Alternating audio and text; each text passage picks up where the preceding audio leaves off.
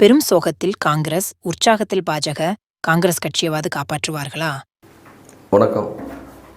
நாடாளுமன்ற தேர்தல் வரக்கூடிய சூழ்நிலையில் காங்கிரஸ் கட்சியிலேருந்து பார்த்தீங்க அப்படின்னா ஒவ்வொரு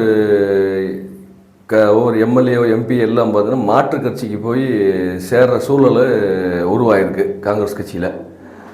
ஸோ அதன் அடிப்படையில் பார்த்தீங்க அப்படின்னா தமிழ்நாட்டிலேருந்து ஆரம்பித்தோன்னா விஜயதாரணி ப்ளஸ் ஒரு 2 எம்எல்ஏக்கள் காங்கிரஸ் கட்சி மேலே, காங்கிரஸ் மேலிடத்து மேலே இருக்கக்கூடிய அதிருப்தியின் காரணமாக பிஜேபியில் சேர்றதாக ஒரு தகவல் வந்திருக்கு.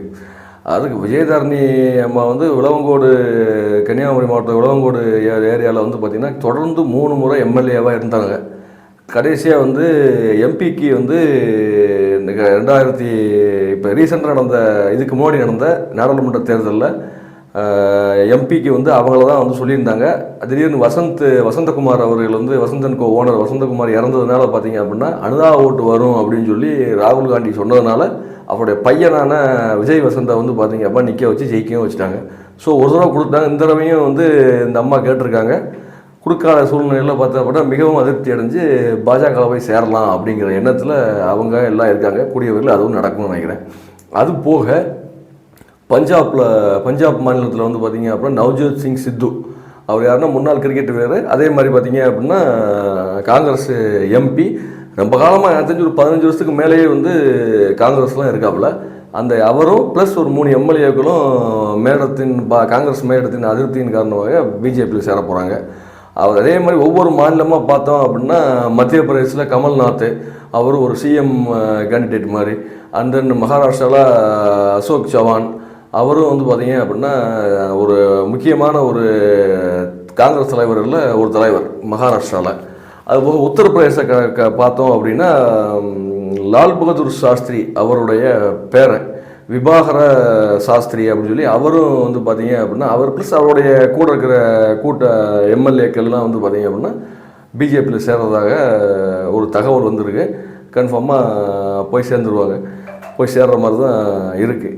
பிஜேபியை பொறுத்தவரை அவங்களுடைய அடுத்த நாடாளுமன்ற தேர்தலில் 400 சீட்டு வாங்கணும் அப்படின்னு சொல்லி பார்த்தீங்க அப்படின்னா அந்த இலக்கை வச்சு அவங்க தேர்தல் பிரச்சாரம் இல்லை தேர்தல் வேலைகளை ஆரம்பிச்சிட்டாங்க.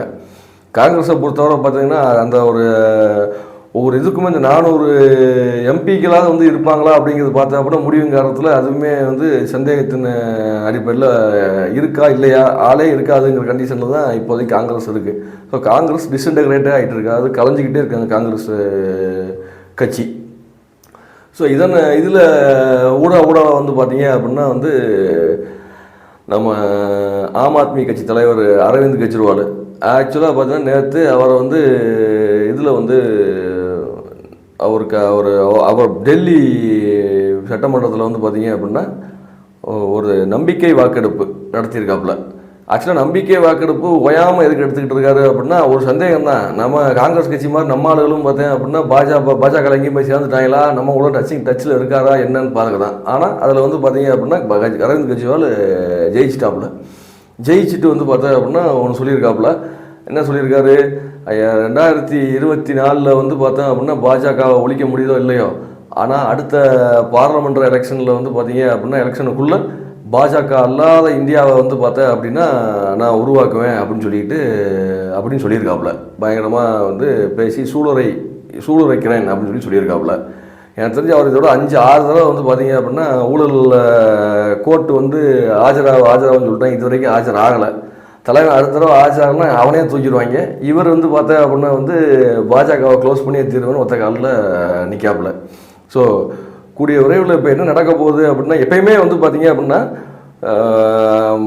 எலெக்ஷன் முடிஞ்ச பிறகு தான் எல்லா எம்எல்ஏ எம்பி எல்லாம் பார்த்தீங்க அப்படின்னா அந்த அதிருப்தியிலையோ இல்லை தோல்வியின் காரணத்தினாலோ இல்லை பாஜக மேலே ஒரு நம்பிக்கையினாலோ பார்த்தீங்கன்னா எல்லோரும் இங்கேருந்து அவங்க கட்சியிலேருந்து பார்த்தீங்கன்னா பாஜக சேருவாங்க.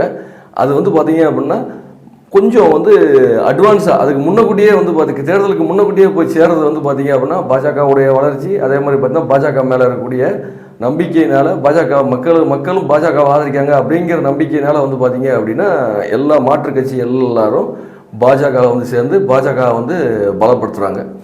ஸோ அப்போ மொத்தத்தில் பார்த்தோம் அப்படின்னா பாஜகவுக்கு எதிர்க்கட்சியாக செயல்படுற எல்லா கட்சிக்கும் வந்து பார்த்திங்க அப்படின்னா ஒரு பயம் ஏற்பட்டிருக்கு. அந்த பயமே வந்து பார்த்திங்க அப்படின்னா பாஜகவுக்கு இந்த நாடாளுமன்றத்தில் ஜெயமாக வந்து முடியும்னு நம்புவோம். நன்றி.